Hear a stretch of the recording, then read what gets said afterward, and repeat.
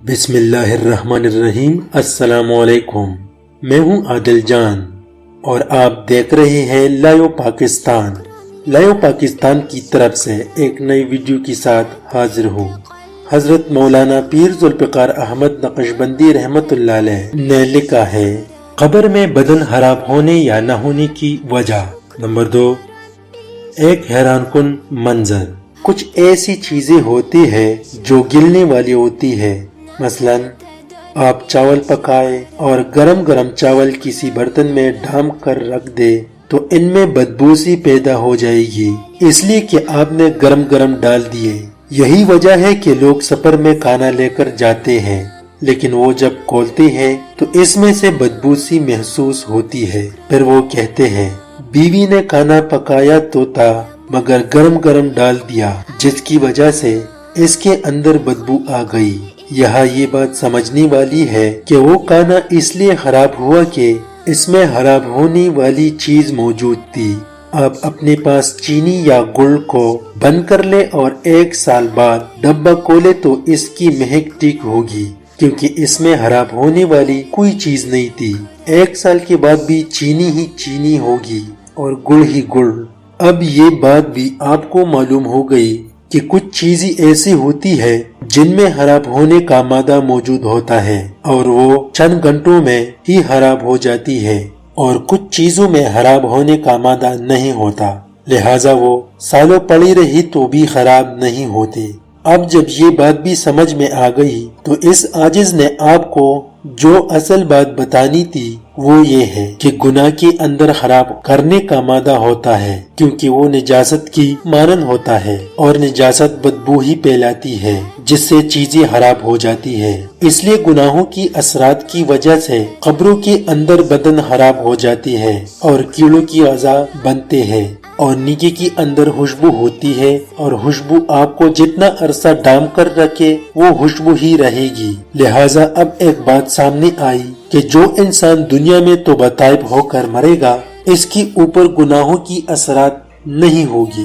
یہ بندہ قبر میں بھی چلا گیا تو اس کا جسم قبر میں بھی خراب نہیں ہوگا، کیونکہ اس کے اندر گناہوں کی اثرات ہی نہیں ہے۔ اس لیے بعض حضرات اولیاء کرام رحمت اللہ علیہم کے جسم قبروں میں بالکل صحیح سالم دیکھے۔ ایک مرتبہ ہمارے شہر کی قبرستان میں قبر کے لیے زمین کو کھودا گیا تو ایک قبر کھل گئی۔ لوگ دیکھ کر حیران ہوئے کہ میت کا جسم تو کیا، کفن کا کپڑا بھی بالکل صحیح سالم تھا، اس لیے وہ بندہ توبہ طائب ہو کر مرا تھا۔ اللہ تعالیٰ نے گناہوں سے ایسے پاک کیا تھا کہ اس کے بدن پر گناہوں کا کوئی اثر نہیں تھا، اس لیے اس کا جسم زمین کے اندر خراب ہی نہیں ہو رہا تھا۔ نمبر 2، ایک حیران کن منظر۔ 15-20 سال پہلے کی بات ہے کہ میں کسی کام کے سلسلے میں لاہور گیا ہوا تھا۔ وہاں ایک دوست نے مجھے کہا، حضرت اگر آپ کے پاس وقت ہو تو آپ کو ایک چیز دکھانا چاہتا ہوں۔ میں نے پوچھا، کون سی چیز؟ وہ کہنے لگا، حضرت آپ وہ چیز دیکھ کر یقیناً خوش ہوگے، لہٰذا اگر آپ کے پاس وقت ہے تو میں آپ کو لے چلتا ہوں۔ میں نے کہا ٹھیک ہے چلے۔ اس نے مجھے اپنی گاڑی پر بٹھا لیا اور تقریباً 10 کلومیٹر کا سفر طے کرنے کے بعد اس نے بریک لگا دی اور خود بھی گاڑی سے نیچے اترا اور مجھے بھی کہا، حضرت آپ بھی اتر آئیے۔ چنانچہ میں بھی اتر گیا۔ اس نے مجھے وہاں سڑک کے کنارے پر برگد کا ایک ایسا درخت دکھایا جو سخت آندھی کی وجہ سے جڑوں سے اکھڑا ہوا تھا۔ میں نے کہا کہ اس درخت کی کیا خوبی ہے؟ وہ کہنے لگا، حضرت آپ ذرا اس کے قریب ہو کر اس کی جڑوں کے اندر دیکھیں۔ چنانچہ جب میں نے قریب ہو کر دیکھا تو میں حیران رہ گیا کہ اس درخت کی جڑوں کی درمیان والی مٹی میں نورانی چہرے والی ایک باریش آدمی کی میت دفن تھی۔ اس میت کو درخت کی جڑوں نے چاروں طرف سے گھیرا ہوا تھا۔ درخت اکھڑنے کی وجہ سے اس کی جڑوں میں سے مٹی گر گئی، جس کی وجہ سے اس کی میت نظر آ رہی تھی، اور مزے کی بات یہ ہے کہ اس کا جسم اور کفن بالکل صحیح سلامت تھے۔ بعد میں ہم نے غور کیا کہ یہ درخت تقریباً 100 سال پہلے لگایا گیا تھا۔